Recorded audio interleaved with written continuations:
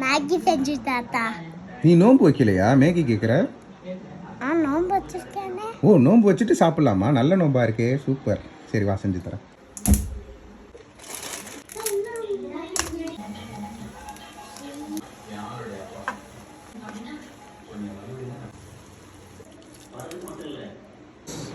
கேட்டல்ல, நல்லா இருக்கா?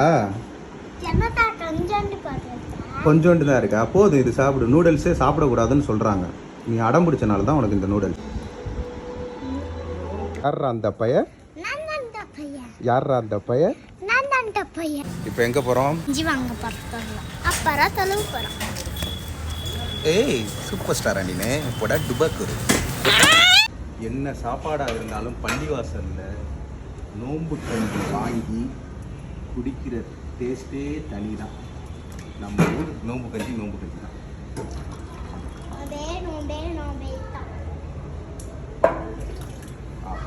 வாசம் சூப்பராக. 4 முட்டை பறிச்சு ஒரு 30 ரூபாய்க்கு கைமா. சின்ன சின்ன வடை சூப்பராக அழகாக இருக்குல்ல. எல்லாம் கலந்து வாங்கிக்குவோம் ராசி. Okay okay.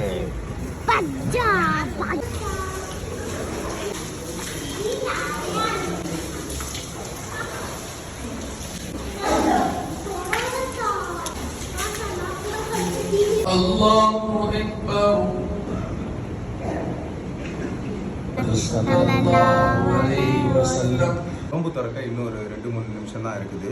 நம்ம எல்லாம் வாங்கி வச்சுருக்கிறோம். பேரிச்சம்பழம், மாதுளம்பழம், ஆப்பிள், கொய்யாக்காய், பீஃப் சில்லி, வடை, பலகாரம், முட்டை சம்சா, நம்ம ஊர் பள்ளிவாசல் கஞ்சி இருக்குது, ஜூஸ், லெமன் ஜூஸ்.